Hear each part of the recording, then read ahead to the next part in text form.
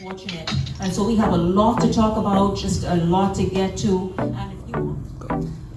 Hi everybody, welcome to the conversation. Love, health and wellness, transformation, yeah, we got it. Discuss your breakthroughs, national issues. Local Bahamians and also with those who are listening around the region and the world this afternoon. Thank you. Absolutely. Absolutely. To the United States, Canada, around the region, and of course, Bahamians right here who are very interested in just wanting to know the answers and ask the questions that get them the answers that they seek. Before we need a little inspiration, tune into the conversation. Talk about it on the conversation. This is the time, Shenique, when the country really need to find ways to join together to fight common problems that we have. Collaborative leadership. You need a gem. We can go out with the conversation. Here with Shenique on the conversation, yeah. Please share the video, share. Tag some people in the live feed, share it in your private Facebook group, share it in your WhatsApp group. Here with Shenique on the conversation, yeah.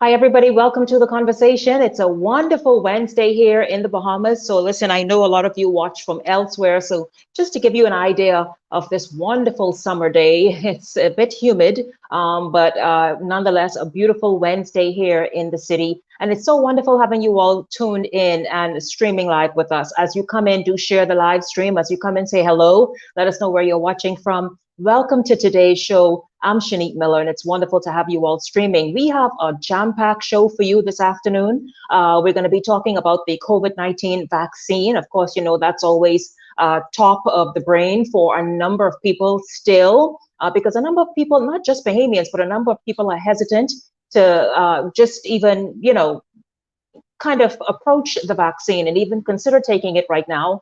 There are a number of people that are still hesitant, including a number of members of an industry, a key industry that's vital to the tourism product here in the Bahamas, musicians who are employed to entertain and provide entertainment services at various resorts. We're going to be talking to two of them this afternoon who are saying, do not, Prime Minister, insist that I have to take this vaccine when you are giving members of the armed forces and others, other frontline workers, like, for example, in the medical profession, the option of taking it, or perhaps the option of taking it when they feel comfortable, but you're mandating us to do it. We're going to hear from them today. I know a number of people already responded saying, well, wait a minute, though. I mean, aren't you all considering that you must be safe in the number one industry and give tourists that sort of level of comfort that at least those in the hospitality industry and those who work in the hospitality industry are vaccinated? We're going to talk to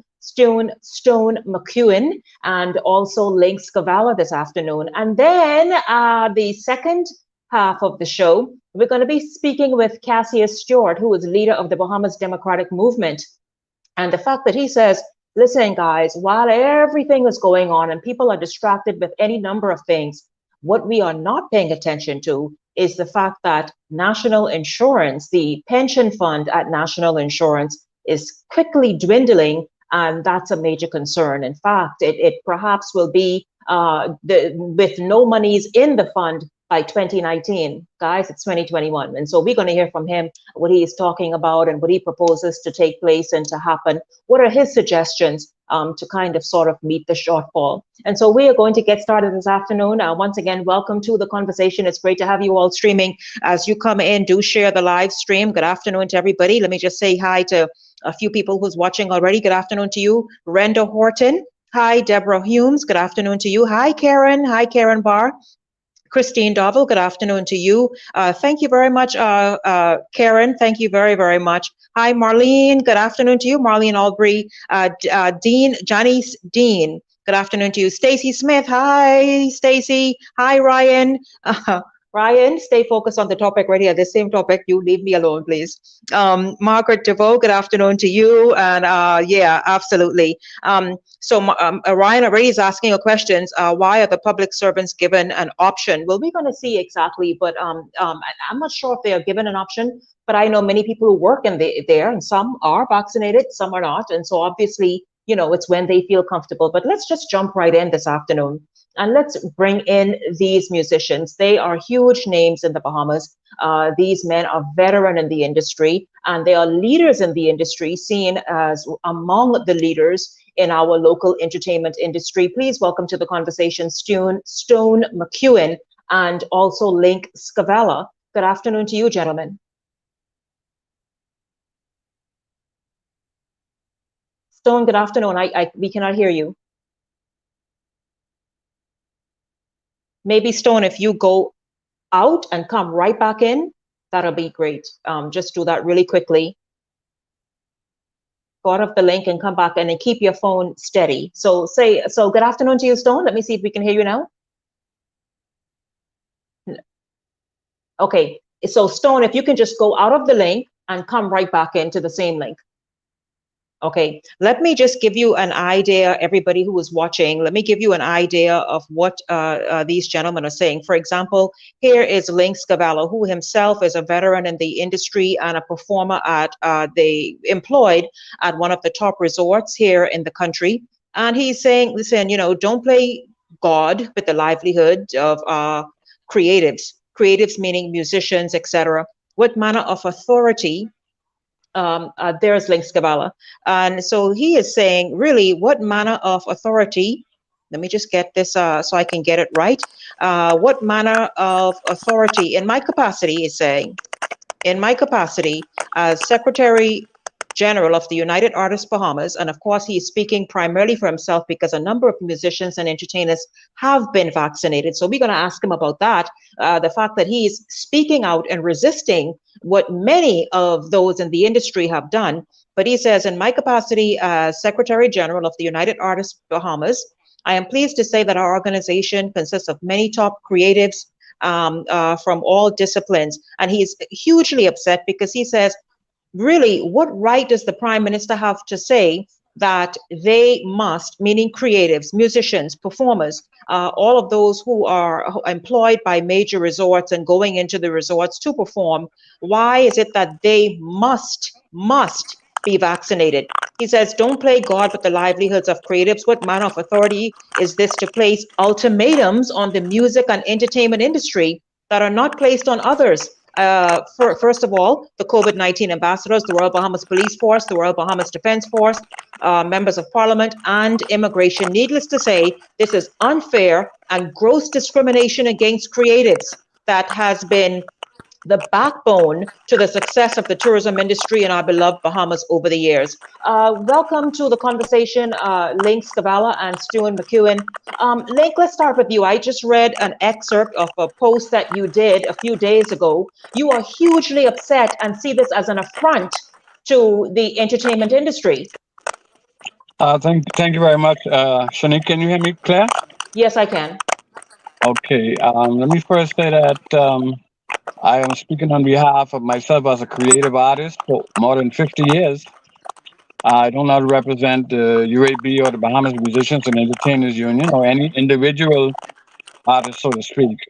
But my issue with the Prime Minister's comment, as stated in my clip there, my issue is simply, how can you place these ultimatums on the performing artists or the creative artists, on all of the people that's supposed to be policing these ultimatums that you're putting out?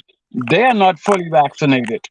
And I realize in our industry, everyone has their own right to take the vaccinations or not to take them.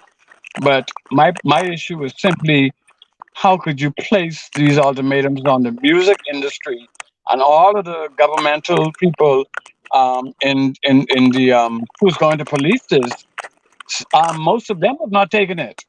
But where did you get the ultimatum from? Because I remember him saying, and please correct me and step in also to you as well, Stone, because I remember him sort of like urging, suggesting, go get your vaccination so you could go back in the Junkanoo shacks, so that you can have Junkanoo, so that you can return to the hotel resorts. How did that go from sort of that recommendation or suggestion to, as you were saying, hammering home that, listen, either you do it or sit home?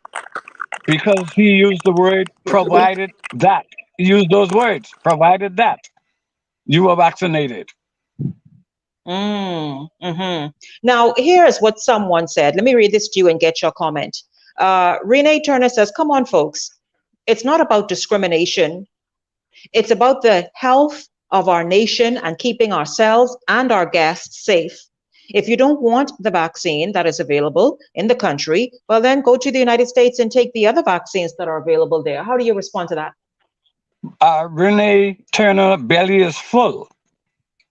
Myself and a lot of musicians and entertainers in this country have not worked for over a year. So the belly full people, I don't wish to hear from them. They're belly full. Now, We please, hungry. yes, tell us how others have decided that they are going to go get this vaccine. But you and persons and Stone, for example, you all are adamant that, listen, you're not going to get the vaccine. Don't force it on you. And you still want to go into the hotel and work. Which resort were you employed with, if you don't mind saying? I am not employed with any resort. Or that you performed at? Yes, I am a musician / entertainer, and from time to time, I perform at any place where they call me, contract me to do an engagement. And so, yeah, that's my status. So what is the position of the resort itself? Have you been in touch with the resort, and maybe they may have a different position? I'm glad you stated that, because what happened is the Prime Minister's assertion in the House of Assembly, what that did was undermine any negotiation that any organization who represent artists or any artist can make with the hotel itself. That undermines that position. Stone, I know you sound like you're having a bit of audio challenges, staticky in your audio, but unmute yourself. And please step in here, because what Link is saying is that the Prime Minister's address in Parliament has now empowered the resorts to say, listen, if you're not vaccinated, we're not even considering bringing you back on some contractual basis or etc. Can you hear me at all, Stone? Well, first of all, can you hear me? Yes, we can. You're a bit low, but yes. Can you hear me? Yes. Okay. For me, just like Links, I'm speaking for myself, and I like to look at things wide. When the Prime Minister made that statement in Parliament, he was on a roll. He was having a good time. You know, he was being cheered on for everything that he said. And, you know, we as human beings, at times, we can get caught up in the moment. So in my balanced thinking, I would like to think that that is what happened to him. Because you cannot come to the nation and give one profession an ultimatum that you haven't put forth to any other group, to any other professional group. That is total discrimination. And in a democracy, I just cannot see the Prime Minister actually being conscious of saying and saying something like that. So I think that I'm hoping actually that this conversation that we're having now, and us bringing this to the forefront, will allow him to go back and rethink what he said, and or at least provide more clarity on what he said. Because, you know, like Lynn said, this is only something that's been put forward to the entertainment industry. And no one has suffered more or endured more hardships through this pandemic than us. It makes no sense. Now, Stone, some of the industry, some of your colleagues have been vaccinated, or perhaps are in the process of being fully vaccinated. How do you plan to come together as a strong unit, one voice, to be able to get the Prime Minister's attention, get the hotel's attention, to be able to say, listen, I'm sorry, we can do the rapid test every time we have to perform, once a week, however the schedule is you lay out. We are not interested in this vaccine. See, because my thing is, if it's just the two of you standing on the sidelines, then chances are you will continue to be ignored or be ignored. How do you plan on sort of strengthening your lobby here? Links, go ahead and answer, and he will pick up when he comes back in. Yeah, well, first of all, I am not asking anyone, any musician, any creative artist to take a vaccine, and I'm not asking them not to take it, for starters. So that is their own right. I'm not going to hinder on that. That is their own right. I am saying to the Prime Minister and the decision makers of the country, if you make statements like that, especially without clarity, right? If you make statements like that, then you expect me to respond the way I do. With regard to the people, to the other artists who may be vaccinated and the ones who are not, I truly believe that there's unity in strength, not in numbers. Okay. Stone, can you hear us? Kara, if there continues to be a challenge with his audio, then let's just do without it. I can't see anything. Okay, that's fine. Jump right in. I asked Link and yourself about having a stronger voice instead of just the two of you who are lobbying against this position put forward by the Prime Minister. How do you plan to really bring some change to this? Because obviously, like Link said, listen, you all haven't worked for over a year. You need to get back to work to begin to earn a living again. But the challenge is, the hotels now feel emboldened because the Prime Minister said you must be vaccinated. Well, you see, Shenique, for me, that is not the issue. Not what the hotel says or anything like that. It is all about what the Prime Minister said. That is the most important thing here. And what he is uttering is total discrimination. I have a problem with that. I think all of us should have a problem with that if his ultimatum was not put forth to the entire nation. Yes. Okay. So, and you said a selective discrimination, and obviously it hurts you, people, the persons in the entertainment music industry, or the musicians in the entertainment industry. Well, please tell us, gentlemen, where do you go from here to be able to get some audience, some attention, to be able to get your voices heard by the powers that be, the competent authority, to be able to get this some sort of middle ground, to reach some sort of middle ground? From Shenique, from my vantage point, I realize that at some time in the not too distant future, the musicians and entertainers must and will come together to fight issues like this. And so it's not that, it's just that we cannot come together at this point, because me who brought it out, I don't intend to trample on their rights. In our organization, we have all disciplines of musicians and entertainers. All of them are PLP, FNM, BDM, and all of the other M's.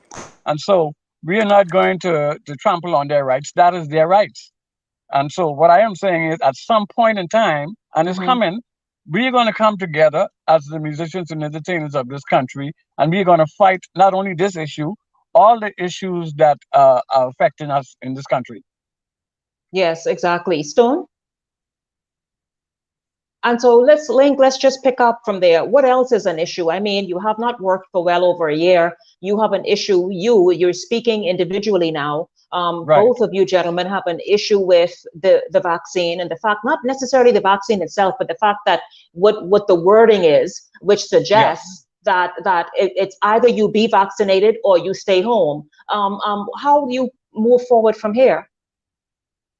Well, with regard to the other issues, I am Keep them out, Kara. fully aware, because I am one of the creators, over the past years, every charitable thing that happened in this country, they come to musicians and entertainers to perform free, and we did. Mm-hmm. And so I am saying, over the course of the pandemic over the last year, no one checked for us. No one checked for the music industry.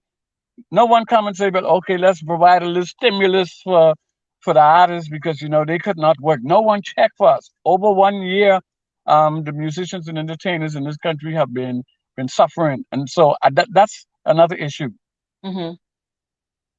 Okay, and you don't mind that the world is really headed in the direction. World leaders the world over. Boris Johnson said, I think it was last week, that this vaccine must be sort of mandatory for every citizen in the world, and other world leaders are basically sort of expressing the same sentiment. You're not paying attention to any of that. You're saying in the Bahamas, don't be selective and don't discriminate against this set, and give this set an option to do as they wish.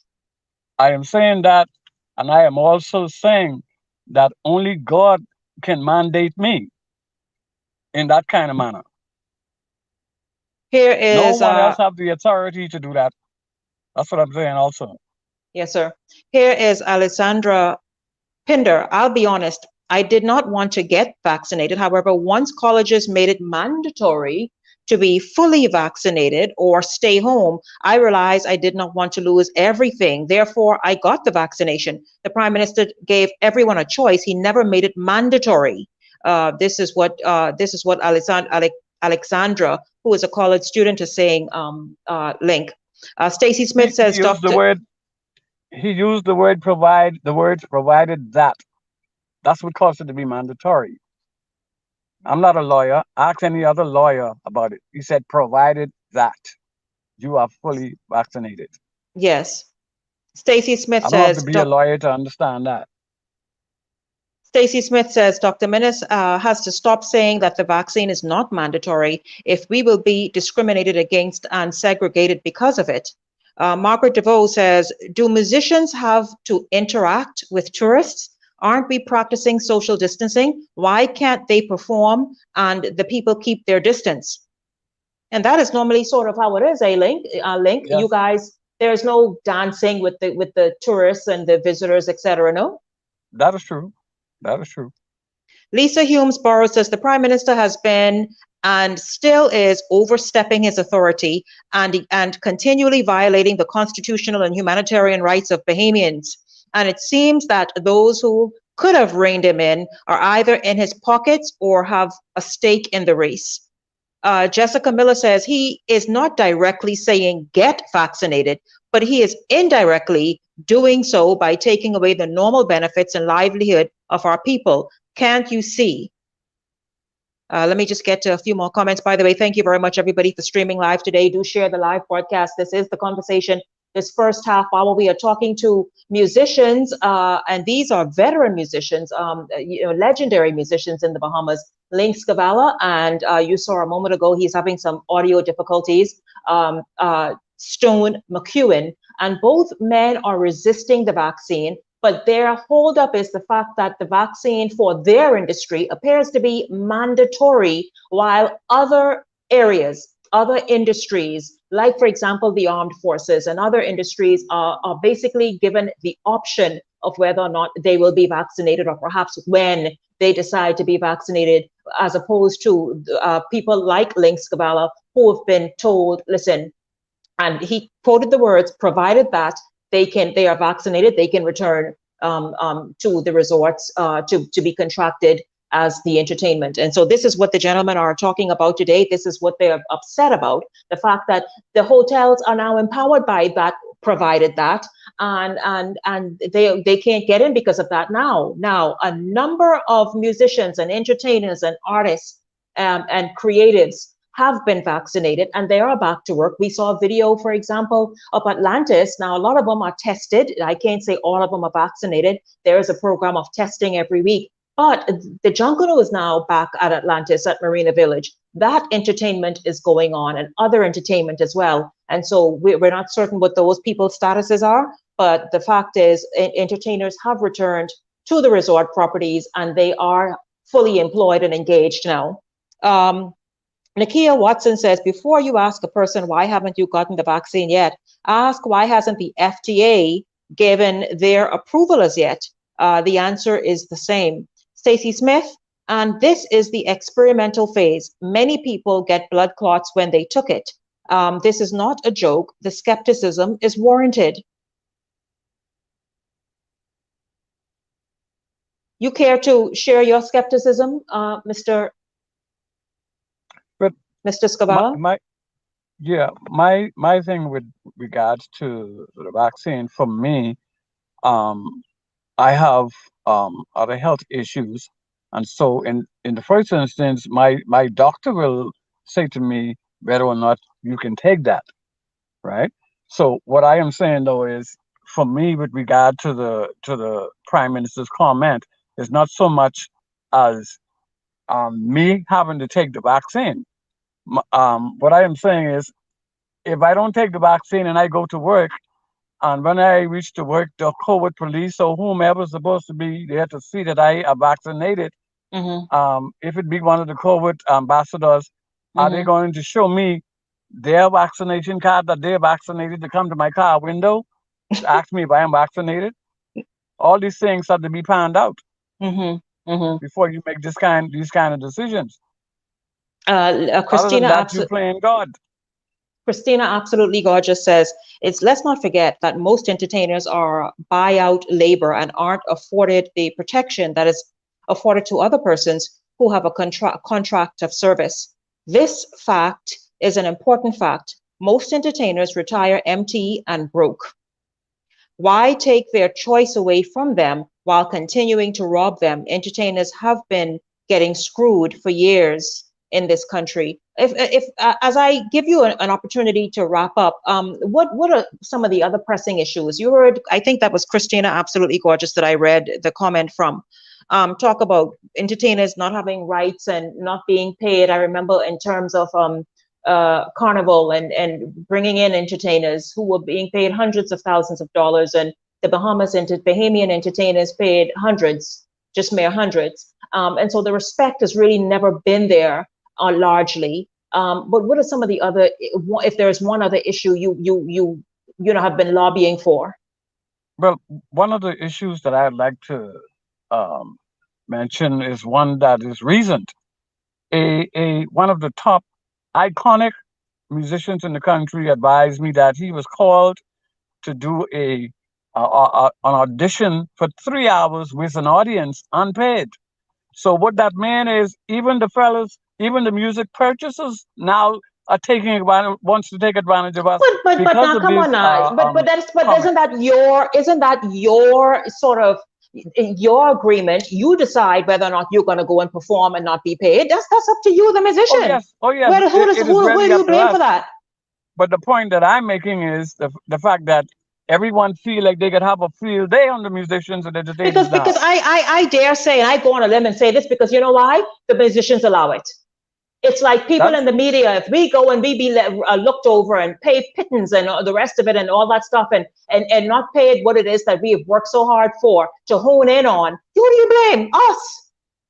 Yeah, well, I'm happy to say that musician, when the purchaser asked him to call him back, that musician told him, yeah, I will call you back, all right. And he never did. So he did not allow. Exactly. Because if they bring in anybody from anywhere else, they will pay them and put them up nicely. Yes. I will give you an opportunity, sir, for a final comment.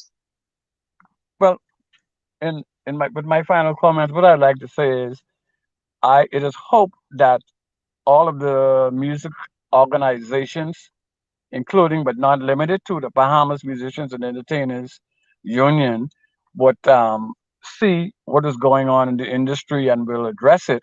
Also, it is hoped that the senior musicians and entertainers would come together with a view to fix these problems for the ones that following us, for the young up and coming artists, so we could leave the industry intact for them when we're no longer here. That's my comment on that.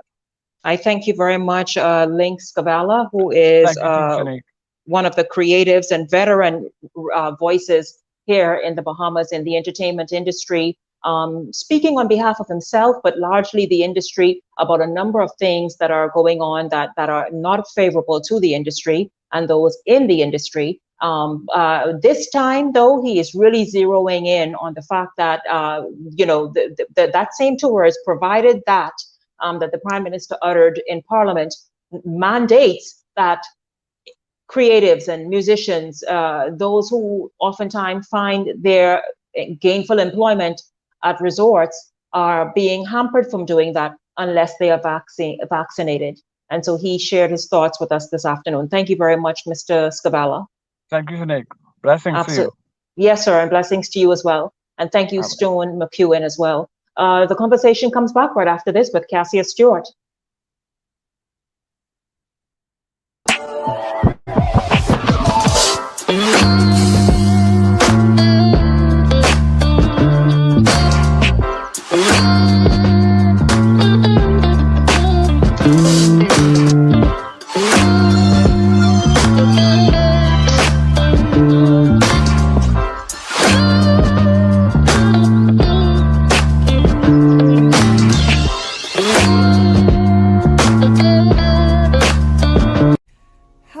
To shed some extra inches of unwanted belly fat. Did you know that there are alternatives to surgery to get rid of unwanted fat? Let Therapy Natural Health Spa help you reduce fat without surgery. There's a series of methods in a customized plan to suit your fat loss goals. Target those stubborn and challenging areas on the body with our cavitation body shaper that uses heating lasers to break up and melt fat during each session.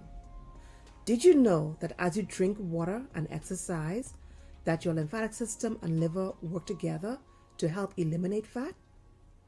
Let Therapy Natural Health Spa help you get the results you've been waiting for.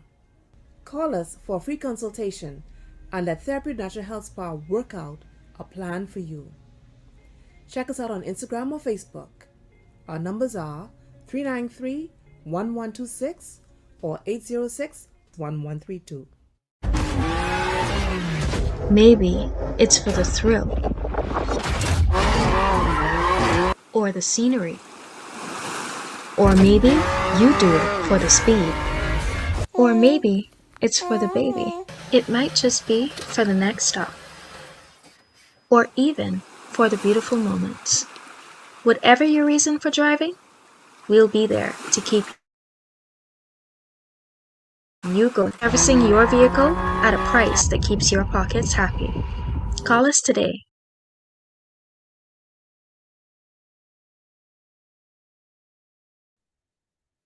Hi, everybody. Welcome back to the conversation on this Wednesday. If you haven't done so already, do share the live stream, share the broadcast with several of your friends in your WhatsApp groups, your Facebook groups. We want you to assist us in getting the word out and sharing. Thank you so much for participating.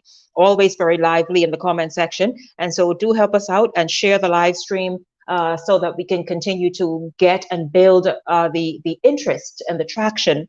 Welcome to the conversation in this half hour. Mr. Cassius Stewart, who is leader of the Bahamas Democratic Movement. Mr. Stewart, good afternoon to you and welcome to the conversation. Shenique, hope all is well with you. It's good to see you. It's wonderful seeing you as well. Everything is great. Listen, let's just jump right in. I mean, if you miss it, you're not really looking. It's obvious the campaigning has started. I mean, just look at a lot of the smear campaign tactics and the attacks that are now going on. Nothing that's strange to you. I mean, you've seen it play out many times, but your thoughts about I spoke with someone just earlier today, and they said, Shenique, this is going to be a nasty election in terms of just that right there, those attacks. Your thoughts about it? No, I mean, I don't really think so. I mean, for the PLP and the FNM, they may go at each other's throat because they're trying to preserve themselves, and they try to make it nasty so other people who are sensible figure, oh, I don't want to get involved in politics because it's a nasty game. That's basically a ploy by them. For me, it's not nasty because at the end of the day, when the PLP is bailing out the FNM and the FNM is bailing out the PLP, it's never nasty for them. But they make it nasty so you think you can't get in. So somebody like Shenique Miller who can add value to the country figure, oh, politics is a nasty game. I can't get into that. It's nothing nasty about it. It's not nasty Mhm. when they're switching monies and switching bank accounts. It's not nasty when they're benefiting from the yields of the country. It's not nasty then, but they make it look nasty so that they could keep preserve this for themselves. Mhm. I think the Bahamas, after 50 years, we have seen their games and we are tired of their games.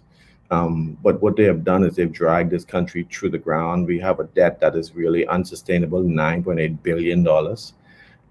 Our economy shrunk by 14.5% in 2021. And so when you really look at the state of our affairs, what is really nasty is how we allowed the PLP and the FNM to drag our country under the ground. That's what's nasty. Politics ain't nasty.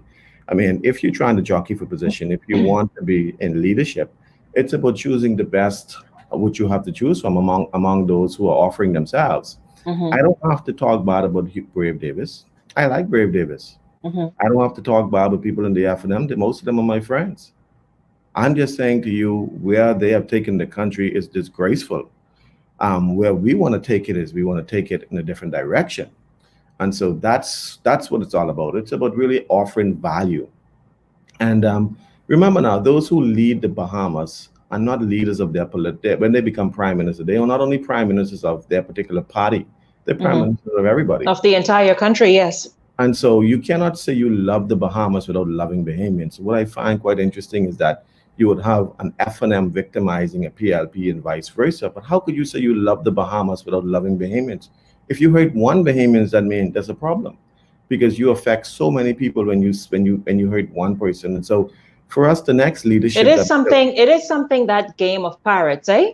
That yeah, right there. Like you don't think about the fact that, and I hear you say, oh, for us, and if the BDM were elected, but truly, would you? Because that seems to be something ingrained, no, in the way Bahamians do politics.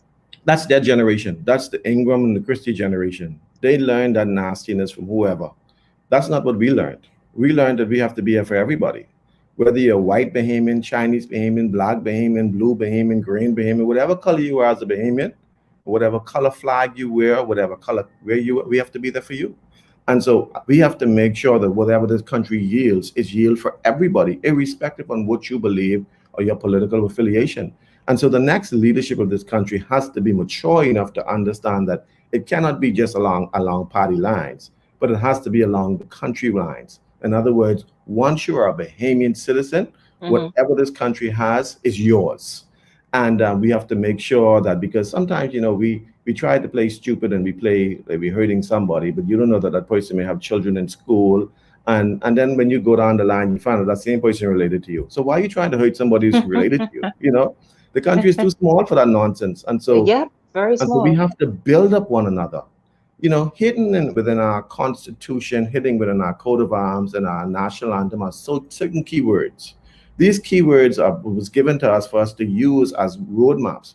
But sometimes we too dumb enough to you really understand. When you see they wrote forward, upward, onward together. Together. That's a keyword. Those are hidden keywords for us to use as a generation as we go on to figure this is how we are to become successful. And then in the preamble, it says that our national success will be guaranteed. Our success will be guaranteed by a national commitment to self-discipline, industry unity, and abiding respect for Christian values and the rule of law. So that unity is a key word. So we have to be united as a people. It cannot be a fragmented country and expect success. Jesus said, can two walk lest they agree? How can our country grow if you are this way and I'm this way? We Yeah. can't walk together unless we agree. And so Yeah. it's about incorporating a national vision for the people where everybody buys in. And we got Hmm. to make everybody successful. I don't care who you are and what you believe.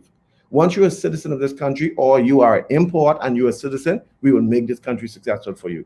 That's what it's all What about. You bet right, and that's what's needed. One area that the BDM is focused on, and that is the future of NIB. Now, NIB has been obviously severely strained since last year, with perhaps even before then, but certainly I'm speaking of the pandemic and all the Yes, benefits, yes, et cetera, yes, that's been yes, paid yes. now for, I guess, 15, 16, 17 months, and with look like it's going to continue for a moment. But you're paying close attention to that because it's something I saw you made a statement on when you talked about the fact that, listen, it is projected that the fund will be depleted by 2029. That Yes. is an eye opener. And that was before COVID. And so what happened is there was an accelerated drain on that particular fund right now. And so this is why, persons who were receiving monies from the fund are now getting less and less because the fund, the tap is being turned off because there's no money left. And so, but even before that, though, we were using national insurance as a cash cow. Governments were borrowing from left, right, and center, and they were using national insurance for all sorts of things. But that is the pension fund.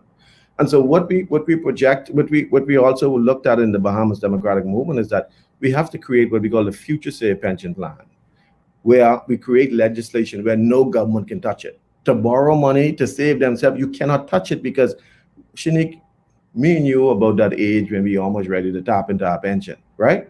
Let's think, yes, don't play with this, just keep talking. There is no money in the pension plan. You bet, right? And so if there's no money in the pension plan for me, you can imagine when our children grow up. And so we need to be able to fix that. So we created what we call the future safe pension plan that is protected by legislation when no government can borrow from it. Yes. And that money but how do you even do that? And how do we know that doesn't exist? That sort of untouchable sort of line item right there, that remains for people when they retire, that is untouched. Once you create legislation that is untouchable. And then, no government can borrow from it. So once you do that, you will be able to protect the fund. And this fund to make sure that every Bahamian, when they retire, there's something in the nest egg for them. And so you can't create a country where you have all these people given to the country. And when they mature, there's nothing in the nest egg for them. Something is wrong with that. Lee Kuan Yew, the first prime minister of Singapore, in his book called The Third World, From First World to Third, what they did was they created a national forced savings where the government put a portion and all the citizens put a portion. Nobody could have touched their savings account. Only when they retired, they could build a home so that every Singaporean have a home to live in, so that no Singaporean now does not have a home.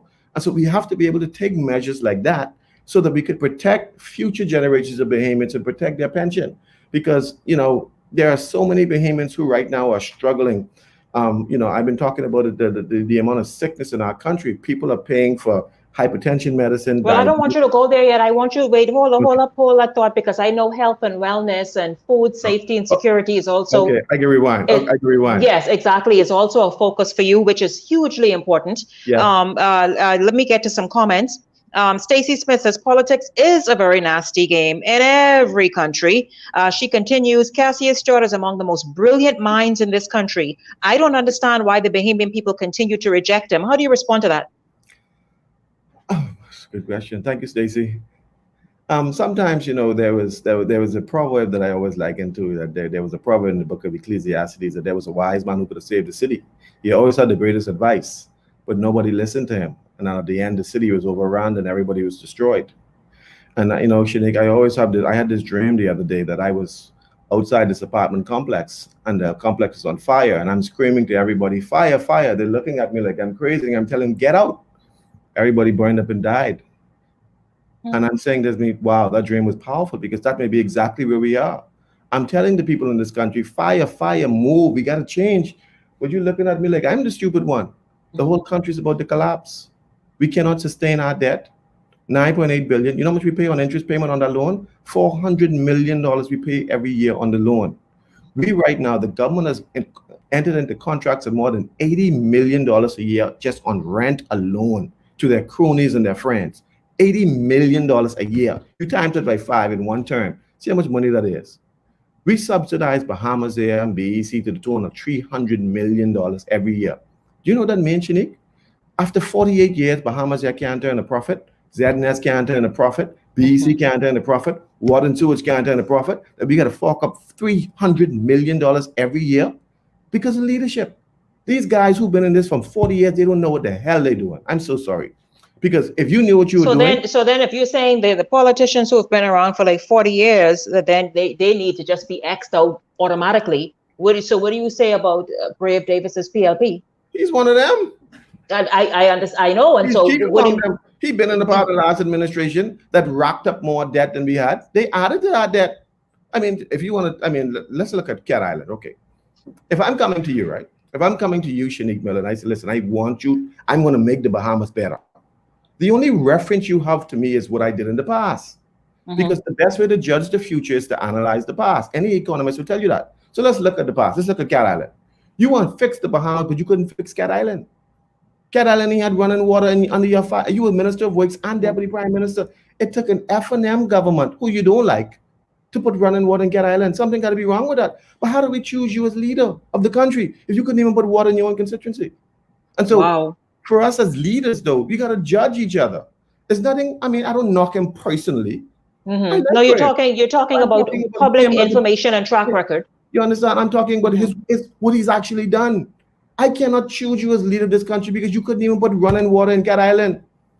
If you couldn't do it in Cat Island, forget East Street in trouble, Camp Road in trouble, because you can't bring restoration to your own surroundings. Every one of us have a Garden of Eden. Our home, our personal space, that's our Garden of Eden.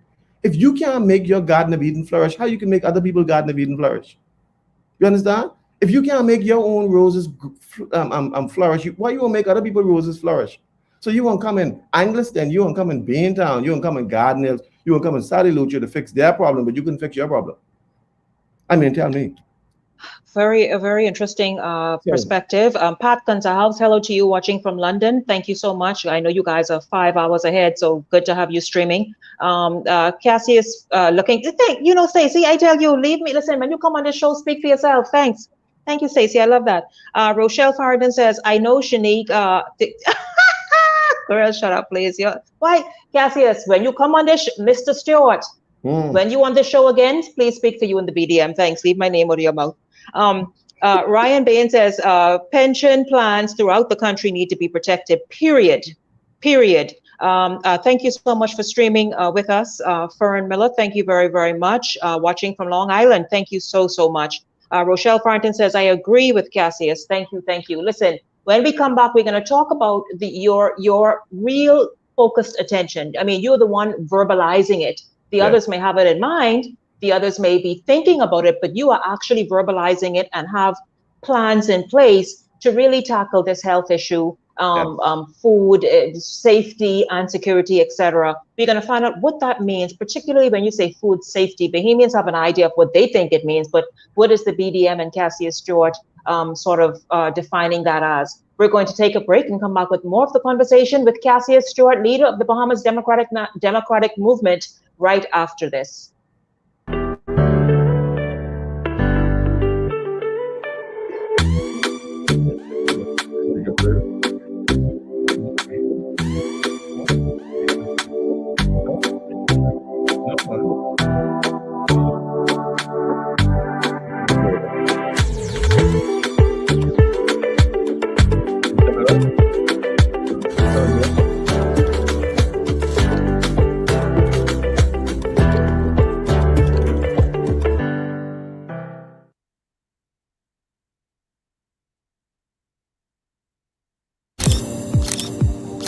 Make this your best summer ever with Flirty Girl's Sexy Summer Slim Down. Lose weight and win up to $3,000 in prizes.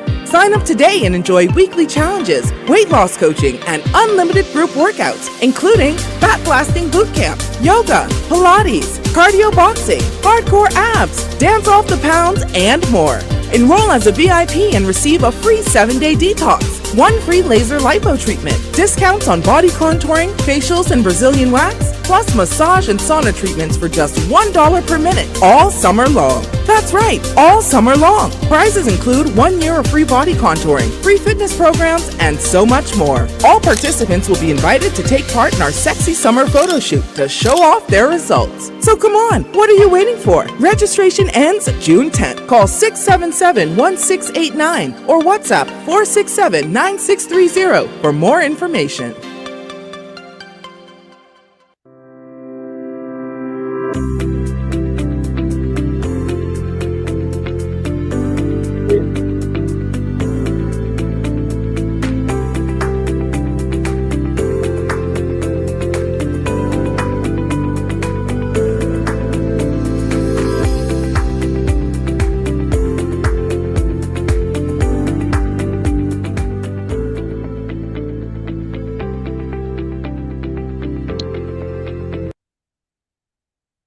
Hi, everybody. Welcome back to the conversation. Lewis Barton says a national savings program or plan should be implemented where a person, when they get paid, should be automatically 2 to 5% out of their salaries and into a savings plan for them.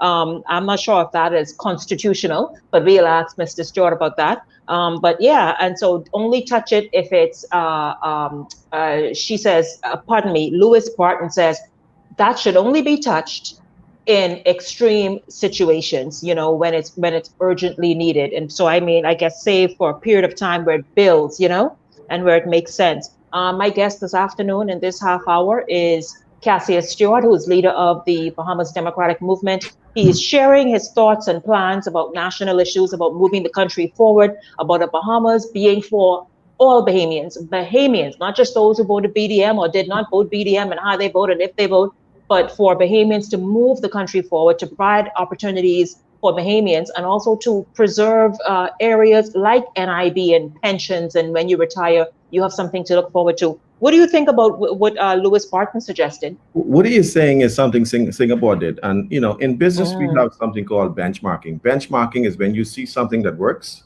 and you just take it and use it. And so let's use benchmarking now in this category here. Singapore has created what they call a national forced savings, where government put a portion, the same way we do with NIB. But of course, that goes into an account that only you can access when it's time to buy a house at the end of your retirement. But what they also did was they then created stipulations that you can also use it to invest. So when Singapore put the bus system and the telecommunication system out for bid and allow people to buy shares, they were able to buy shares from their monies in their forced savings account. The returns on that goes back in. So what they invested sometimes is more returns on what they originally invested. So their nest egg still exists. If we don't fix the pension plan in this country, we need to be in trouble. I mean, we have so many different areas of being in trouble right now that the because you see right now, it my God, the pension plan must be fixed, or some sort of pensions type savings, as he mentioned, because you see now where people, and not just Bahamians, but caught with their pants down in this whole pandemic situation. Nobody expected a pandemic to last this long, and so savings have been impacted. Right, but also too, right?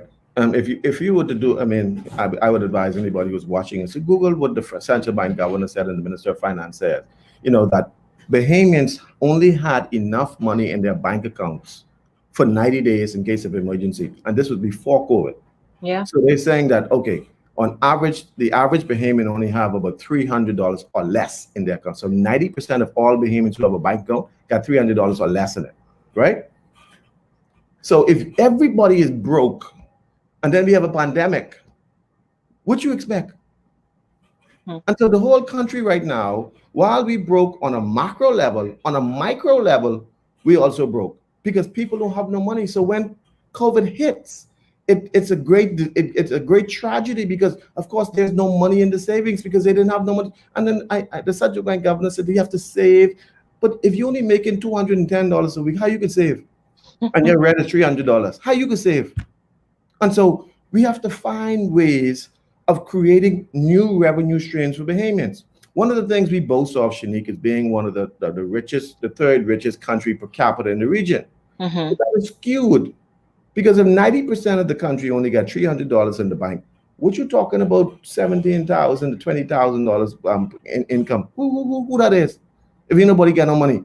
And so if you take into consideration the 10% that is making billions, and then you factor in the 90%, then you get an average of where perhaps 17,000. So it looks good, but on paper, it's not really true. Because 90% of all Bahamians got less than $300 in the bank. Something is wrong with that.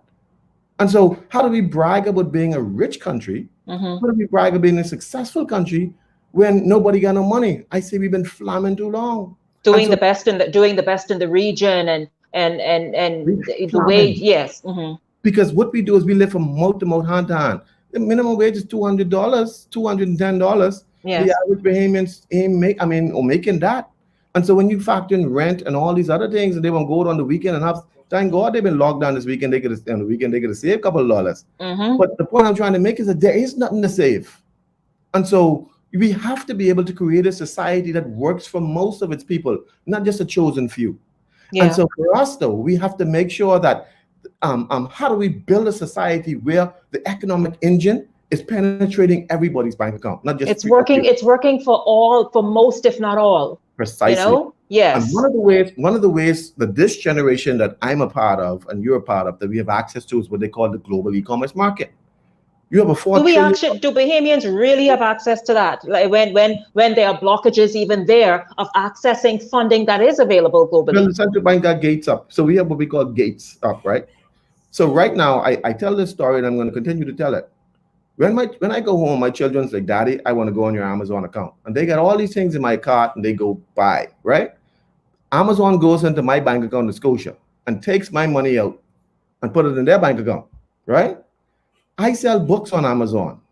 When I sell books, I can't get my money back into my Scotia bank account.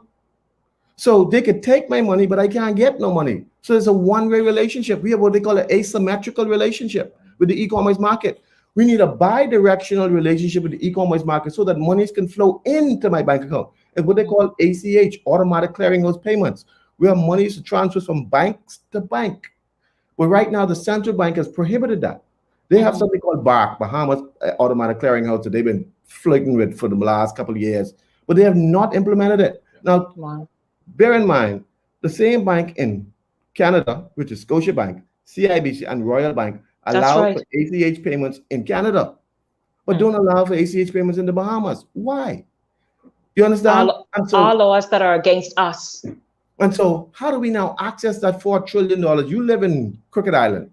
There's no economic activity in Crooked Island. But you're a photographer and you take all these beautiful pictures around of Crooked Island. You post them on the web. You want to sell them. 1 million people want to buy them, but you can't get your money. Why? Because now that money goes from you directly into your bank account in Crooked Island. You're a millionaire on Crooked Island. Central Bank been watching money too long. It's time for us to liberate the economy. Yes. The reason why America is successful is that they will take your money no matter how you bring it. If you bring it in Bitcoins, they'll take it. If you bring it in cryptocurrency, they'll take it. If you bring it in cash, they'll take it. They'll take it in credit card. However you bring it, they can take it.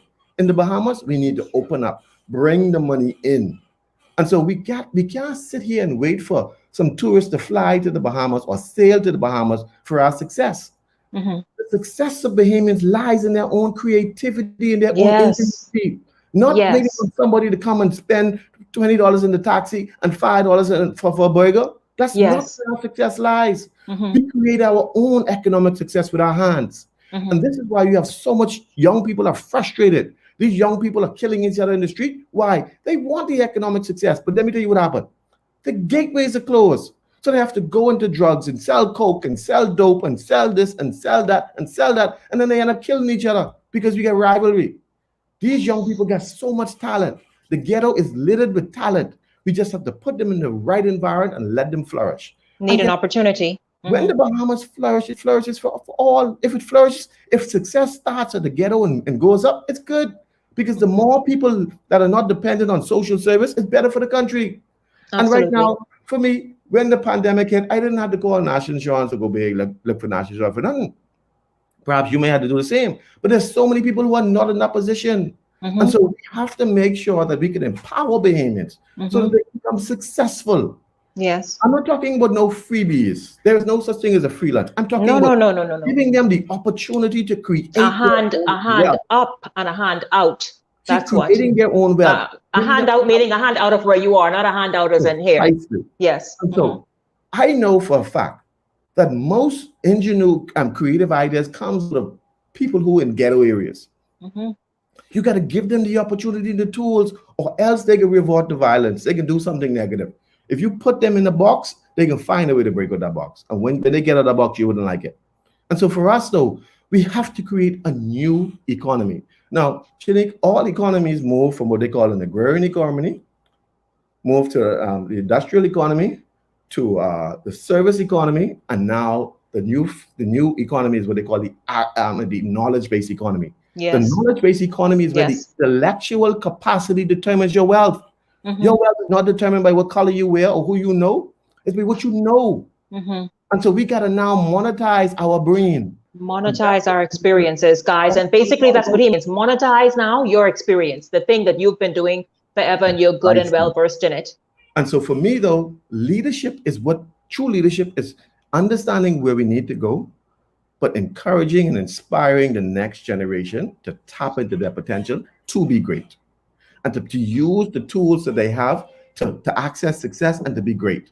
But also too, it's also passing it on, making sure that we could preserve the next generation of Bahamians so that they won't ever find themselves in a place where you only get one can of tuna and a small loaf of bread to eat. And that's it. We don't want that. We only have 380-something people in a small country. There's no reason why we have poverty in the Bahamas. There is no reason why.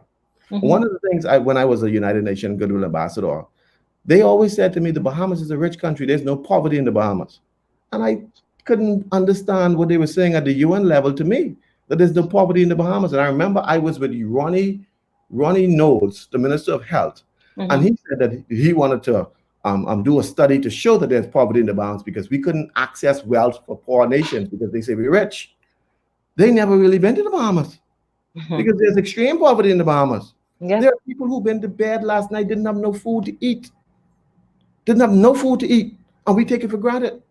And so we got to make sure, look out for everybody, so that when we talk about the Bahamas, the Bahamas we had 20 years ago, where everybody made sure that everybody eat, everybody feed, no longer exists. That's the relationship we need to foster again. But it takes leadership to put that back together. I don't know if that kind of Bahamas, if that Bahamas you describe right there can ever return, where then you truly were your neighbor's keeper. But you see, Shenique, the reason why we are a failure as a people is because we are independent. We want to be independent. Name me one organism that God created that is independent. No. Everything operates in an ecosystem. Everything uses each other. It's an ecosystem. But I'm independent. So the new dialogue politically is I'm an independent. I'm independent. I'm independent. There's nothing God created as independent.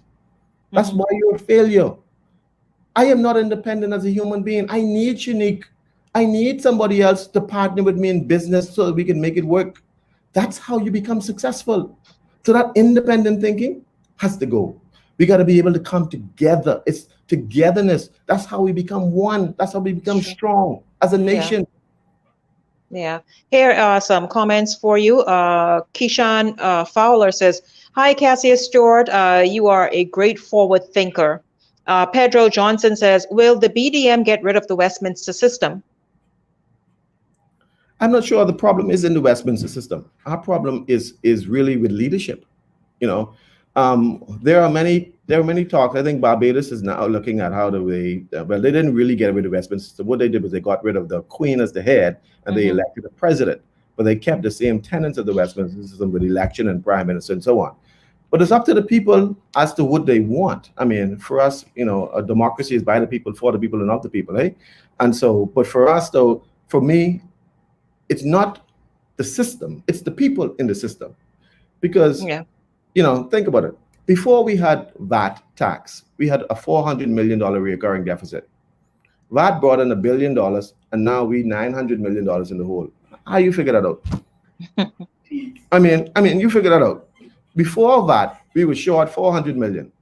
We implement VAT, we brought in $1 billion, 1.2 billion, and now we're still short 9.9 billion, 900 million. And so it sounds like the system, that system is the thing that's flawed.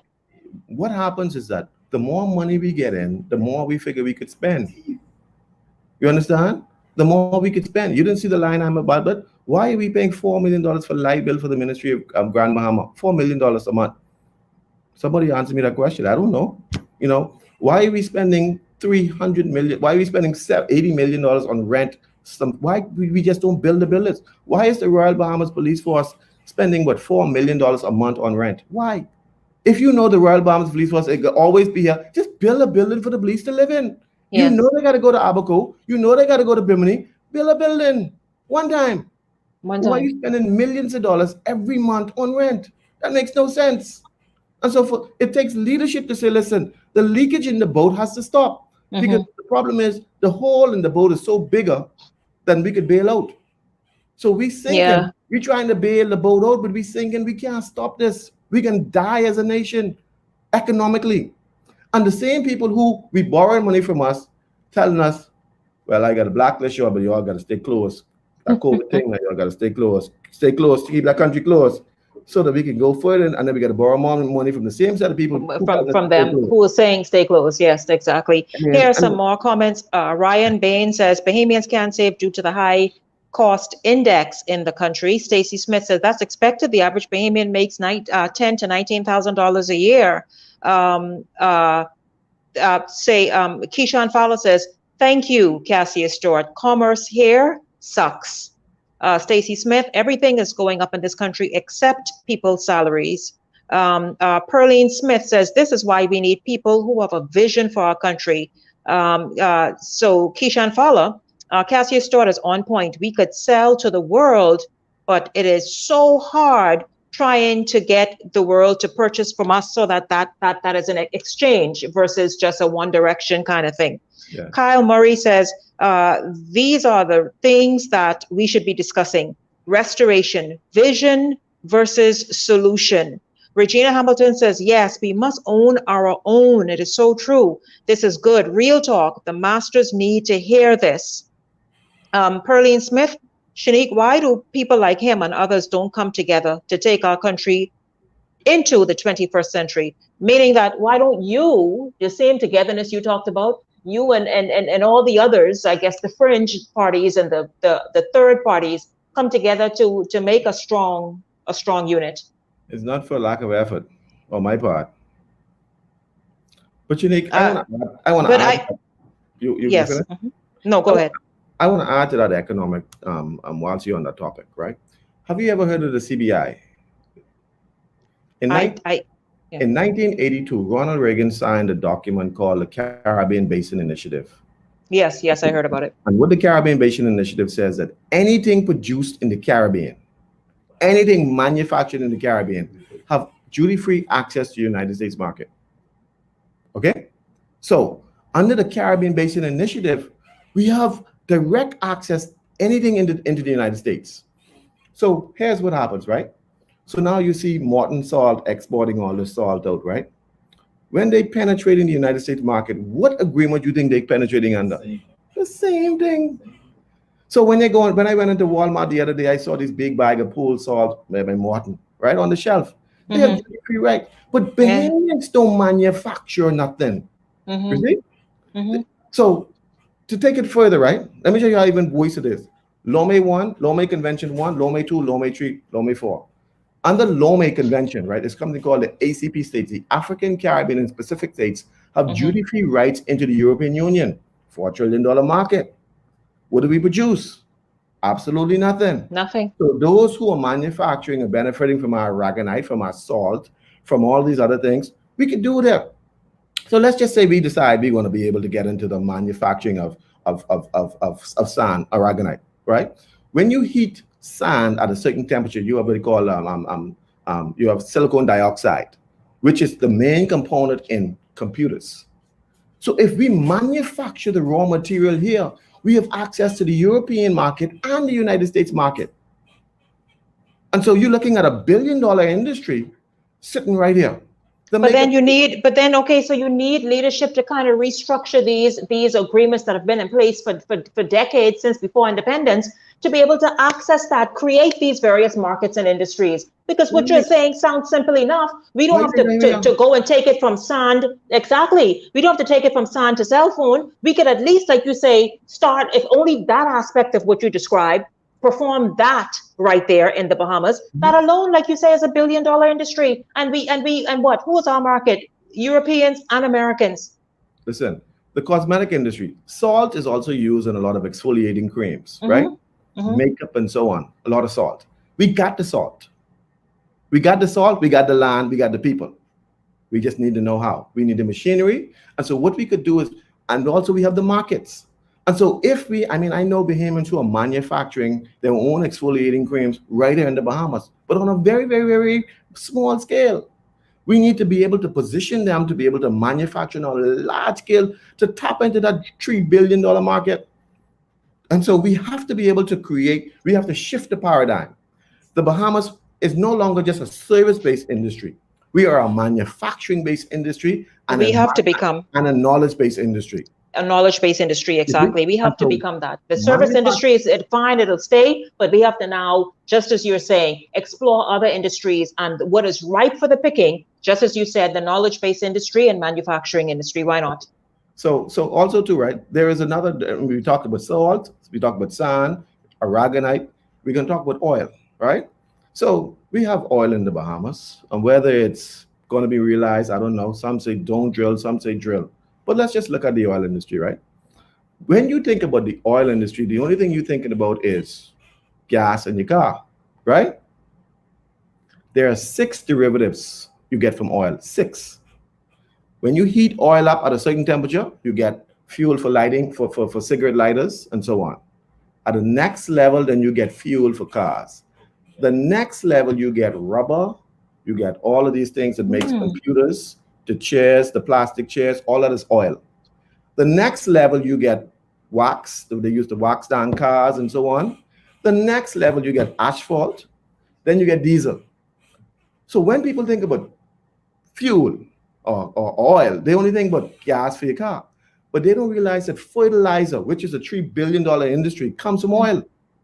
Wow. And so if we are to now look at what we have and how do we now refine our oil and get into the different markets, getting into the different market, all of the material that you see on your cell phone, all of these things here, where it is, where it's made from oil. All is oil. All is made from oil. And so, but what they try to do is they tell you, well, stay out of that because, we could cause an economic and an environmental disaster. And so we're not equipped. Yeah, and we're not equipped to do it. And they give you all the excuses, man. All the excuses. Why not? Find out why they telling you don't get into it. Find out why. Because those who are benefiting from BC being the way it is now don't want you to get into it. Because all companies that manufacturing oil, the price of a gallon of fuel moved from $5 to 11 cents a gallon. 11 cents a gallon if we refining our own oil. 11 cents. You can imagine what that does for the manufacturing plants, what that does for businesses throughout the Bahamas. The cost of living comes down. Absolutely. I don't have to turn on my light and my light is $700. I could keep all my electricity off and every month BC come with a $700 bill. Right? Listen, we could go on that tangent for a minute, but I want to give you the next 3 minutes to talk about your food safety initiative and thoughts.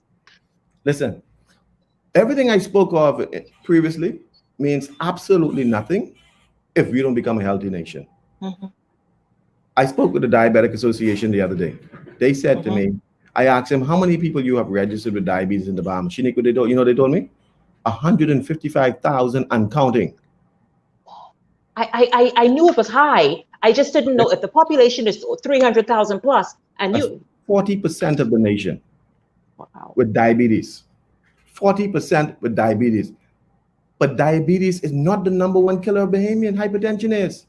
So if you get 40% of the country with diabetes, I suspect that you probably around 55 to 60% with hypertension.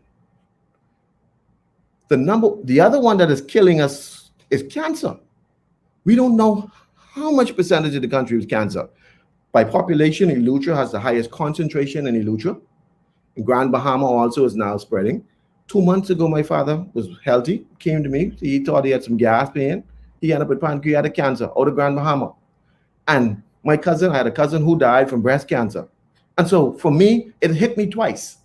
But how many other Bahamians who know of a family member who knows somebody died from cancer? Either somebody is killing us or something isn't killing us. Something is killing us. And leadership has to fix that. Because I don't care how much money we make. If we're sick and dying, it means absolutely nothing. We cannot build a country if we are sick. And so the country, we have health problems. We have hypertension, diabetes, and is killing the Bahamians. And so we have to be able to get to the root of that. One of the things we got to look at first is, one, whether it's the food we're eating. We have to make sure that everything that comes in this country is properly inspected. We all know what GMO is, genetically modified organisms. That's when funny crops. I'll tell you about it later, but I have short time.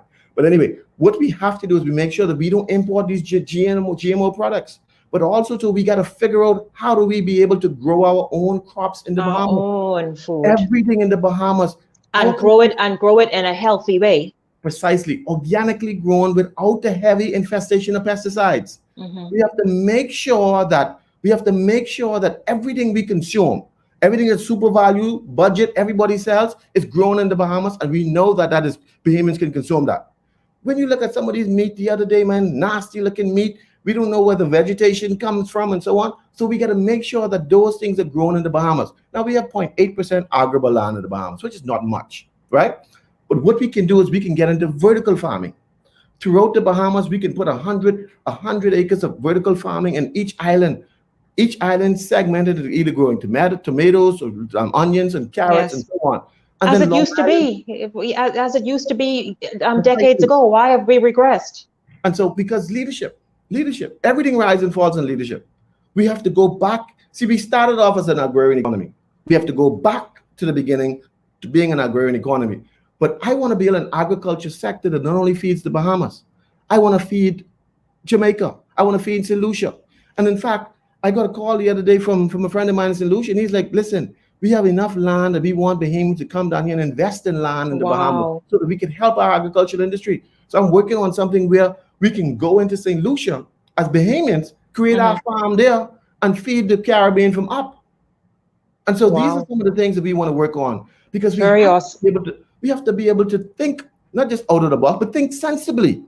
Out of this. I mean, the Prime Minister is a doctor. If he don't see the number of people dying and that don't bring them concern, something wrong with him. Because it doesn't make sense for me to have 40% of the country with diabetes. I mean, is it the fact that somebody killing us so that we could buy the diabetes medicine? But 50-something% get hypertension, that all of us got to buy this hypertension medicine so that big pharma could continue to make money. Then what is killing us with cancer? Shenique, you don't find it quite interesting that when you're going away, all you see is these advertisement for cancer treatment in the airport? You don't think that's strange? That they now have plastered throughout our airport when we traveling, the cancer treatment in Miami, cancer treatment, as if they know we can die and they want us to come spend our money with them. You know? I applaud you for the health and wellness initiative, because it's something I am passionate about, and I applaud you for that. And I'll tell you this, we just need to take ownership of our own health, the trajectory of our health. What is it that we're growing? What is it that we're eating? And I commend the Bahamas Democratic Movement and you, Cassius Stewart, for even leading that conversation and even looking, as you said, at St. Lucia, I think it is, and even trying to develop a relationship in that regard, because we grow it locally, and that's locally, that's the region. We grow it in our own region. We grow it amongst ourselves, and we know how it's being grown, what is being put in it in terms of fertilizer, all that stuff, all the things that it takes to grow produce. And so we know it's healthy and it's good for us, and we are better for it. I want to give you an opportunity for a wrap-up comment. And I look forward to the next time, by the way. Yes. It is time for us to look sensibly at what we have. It's not about personalities. It's not about, oh, I like a Brave Davis. Oh, I like. It's about where we're going as a country. We are on an unsustainable path. We are on a path to destruction. But hidden behind us is a lot of potential. A lot of potential that some of our leaders like myself and you, we see that we can bring to the forefront. No Bahamian needs to go to bed hungry at night. No Bahamian needs to be sick. We could bring restoration and health back to the Bahamas. And that is why I say choose the Bahamas Democratic Movement, vote for the BDM, do something different. Let us cause a revolution in this country. I thank you very much, Cassius Stewart, leader of the Bahamas Democratic Movement. Thank you so much for joining us for these last, I think, 40 minutes or so. I appreciate you a lot that you said, a lot to actually think about, and a lot making sense. Thank you so much. Looking forward to the next time that we catch up and that we speak. Thank you so much. I also want to thank the gentleman at the top of the show who talked about the entertainment creative industry, who want issues there pertaining to the vaccine addressed. And I want to give them thanks, Links Kavala and Stone McEwen. Thank you so much. And hey, social media audience, thank you very much. Share the live stream. Thank you for your comments and participating today. And thank you very much, Cara Ellis. Everybody have a great afternoon. See you on the next live. I need a little conversation.